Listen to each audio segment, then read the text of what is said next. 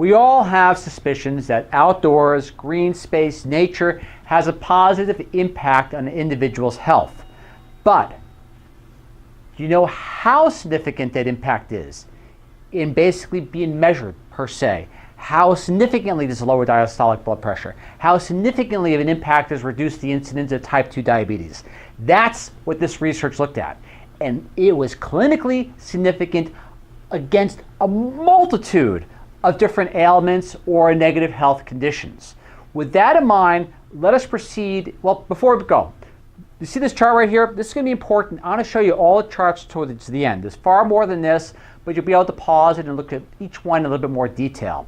But for example, here you see experimental high GS, this goes for experimentally high green space, and closer to me as you see those lines, those are the positive outcomes. Again, we're looking at outcomes, not necessarily the hypothesis on how that outcome was reached.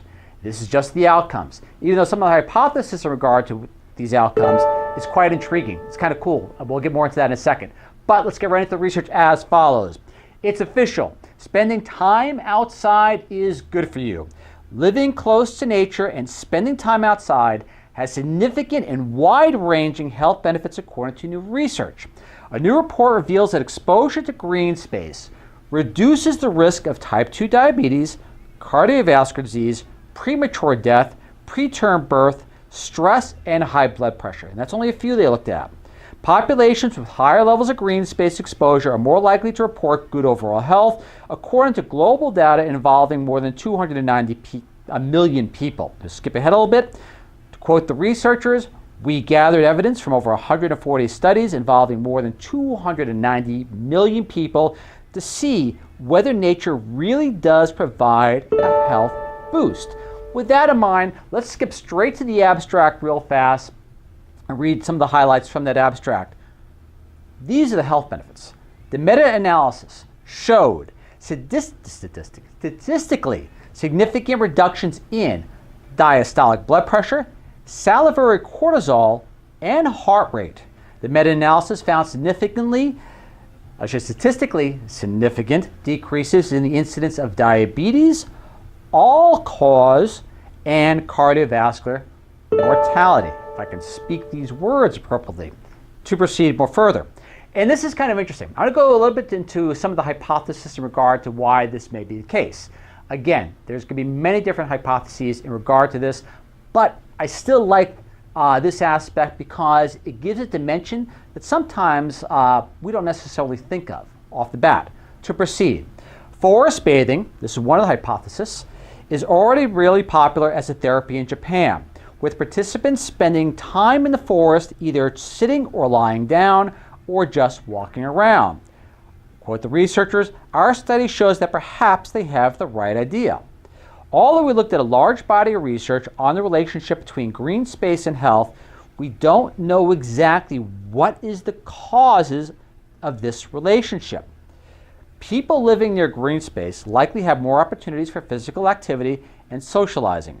Meanwhile, exposure to diverse variety of bacteria present in natural areas may also have benefits for the immune system, reduce inflammation, beneficial bacteria, microbiome, so on and so forth. But I like this part right here. It says, much of the research, for example, in Japan suggests that the phytoncides, organic compounds with antibacterial properties, are released by trees could explain also the health-boosting properties of forest bathing. It's kind of an interesting hypothesis. Again, it's probably a combination of events, but still just the same. It's cool. But to proceed, the study co-author said, quote, we often reach for medication when we're unwell, but exposure to health-promoting environments is increasingly recognized as both preventing and helping treat disease.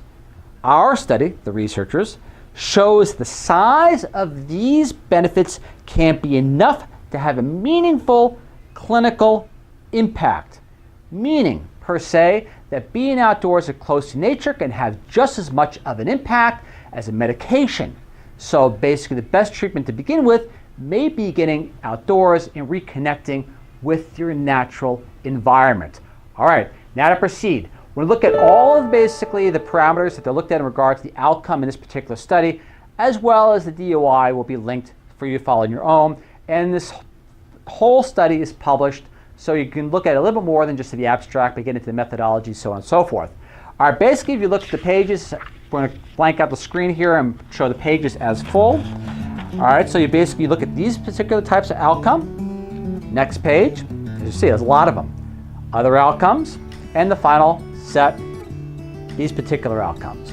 So, once again, incredible research in measuring the health benefits of the great outdoors overall. Again, this is Raptor Channel, signing off once again. Look forward to see you all in 7 days. And as always, thank you very much for listening, and I'll catch you next time. Catch you then. Bye.